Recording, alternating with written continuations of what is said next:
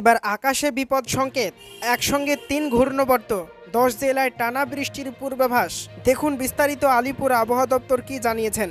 তার আগে আমাদের চ্যানেলে যদি নতুন হয়ে থাকেন তাহলে চ্যানেলটিকে অবশ্যই সাবস্ক্রাইব করে দিয়ে পাশে থাকা নোটিফিকেশন বেল আইকনটি বাজিয়ে রাখুন। তো চলুন শুরু করা যাক। তো বন্ধুরা, আলিপুর আবহাওয়া দপ্তর জানিয়েছে ৩টি ঘূর্ণবর্তের প্রভাবে বাংলার মৌসুমি বায়ু ফের সক্রিয় হচ্ছে। রবিবার থেকে দক্ষিণবঙ্গের বজ্রবিদ্যুৎ সহ বৃষ্টি বাড়বে এবং সোমবার ও মঙ্গলবার পুরুলিয়া, বাঁকুড়া, পূর্ব ও পশ্চিম মেদিনীপুর, দক্ষিণ ২৪ পরগনা, পূর্ব বর্ধমান, বীরভূম, নদিয়া ও মুর্শিদাবাদে ভারী বৃষ্টির সম্ভাবনা রয়েছে।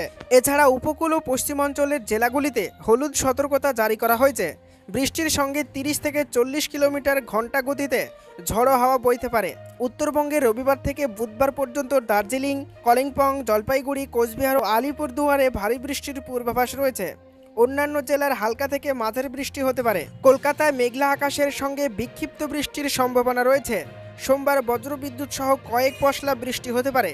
জলীয় বাষ্পের পরিমাণ ৭৮ থেকে ৯৭% থাকায় আর্দ্রতাজনিত অস্বস্তি বাড়ছে। শনিবার কলকাতায় সর্বোচ্চ তাপমাত্রা ছিল ৩০.৮ ডিগ্রি এবং ৪.৯ মিমি বৃষ্টি রেকর্ড করা হয়েছে। মৌসুমী অক্ষরেখা বিকানির থেকে উত্তর পূর্ব বঙ্গোপসাগর পর্যন্ত বিস্তৃত এবং ছত্তিশগড়, পাঞ্জাব ও আসামে ঘূর্ণবর্তের প্রভাবে বাংলায় শক্তিশালী মনসুন প্রবাহ চলছে।